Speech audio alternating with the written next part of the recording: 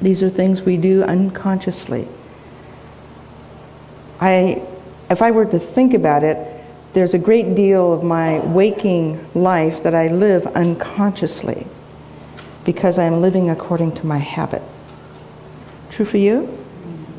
Right. We have our rituals, morning rituals, evening rituals. We go through movements, we go through relationships in very predictable ways, much of the time. And those have become our habits. Sometimes those habits are called ruts. But they're habits. They're unconscious ways that we move in the world. And we are also affected by our levels of awareness. I can go down the street in a car and I can take in certain parts of a certain neighborhood.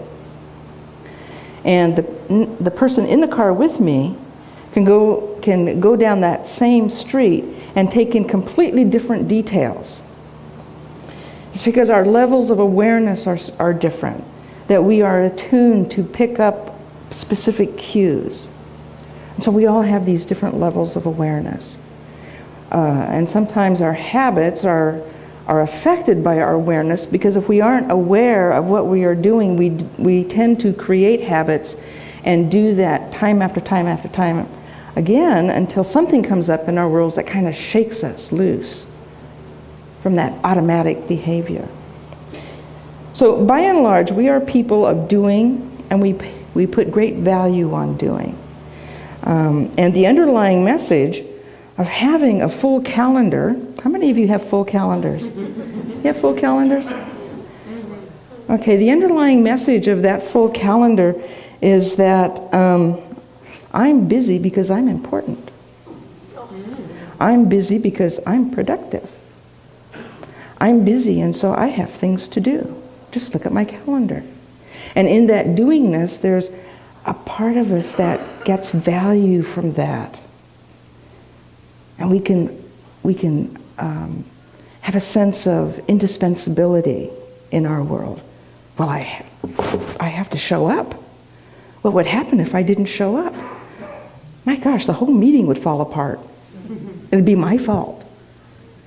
So we create these kinds of scenarios for ourselves. And we live according to those scenarios, finding value in being productive, filling up our time, having a focus outside of ourselves, moving according to habit. And what is our spirit longing for? What does spirit longs for? Creation. Peace. Imagination. Silence. When do we make time in our day for imagination, daydreaming, peace, and silence?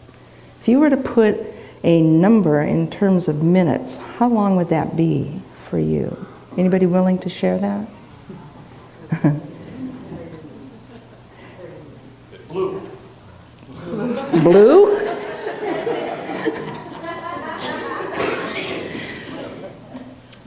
In a blue, I've heard of a New York minute, but I haven't heard of a blue minute. Well, from what I'm sensing, and myself too, that is pretty short. And yet we want to cultivate spirituality. We long for enhanced spiritual experience in the world. And why do we long for it? Why do we want it?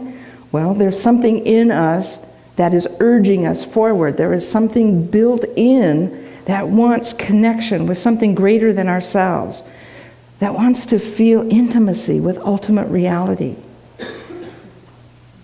Because from that, there is a sense of connectedness. There is a sense of peace. There is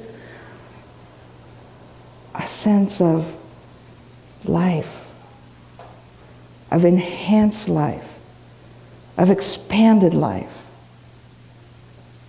of a creative life, of ease. The theme of this congregation for the coming year is to do greater things.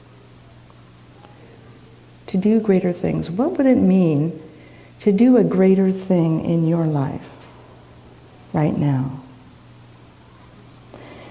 That's a tricky question. And in order to do great things in one's life requires that one be clear about what one wants to do.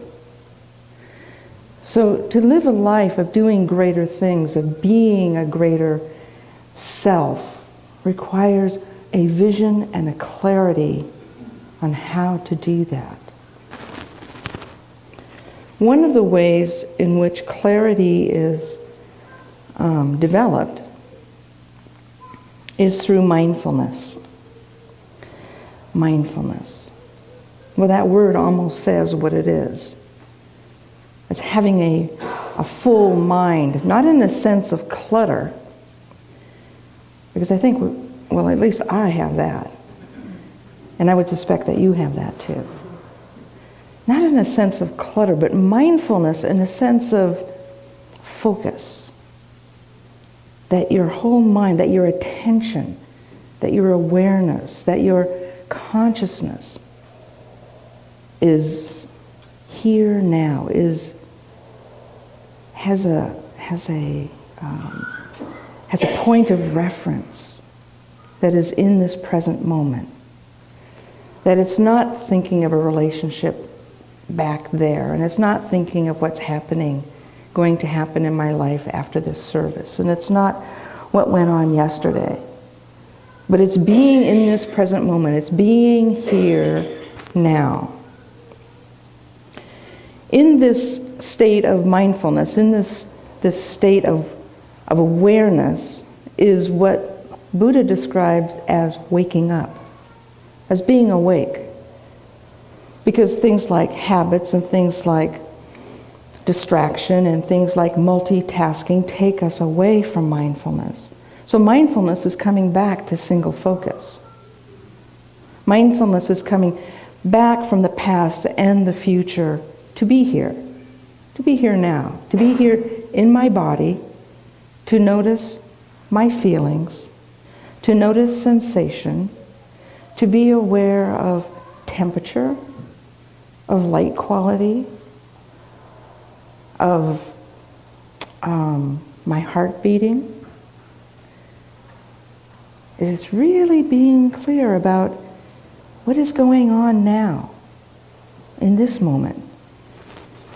Well, what exactly is mindfulness if we were to do some descriptives and kind of flesh it out? Well, first of all, and these are not in order of importance or anything like that, but first of all, mindfulness is non-judgmental awareness. Putting aside the internal critic. Being able to be in your life, in your experiences, without labeling it as good or bad, without describing it. Because once we describe it, we confine it. So it's noticing what we're feeling now. It is being aware of arising thought and attitude without having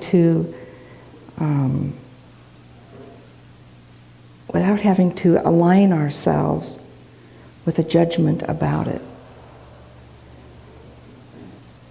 That's really hard to do because our language judges our feelings all the time.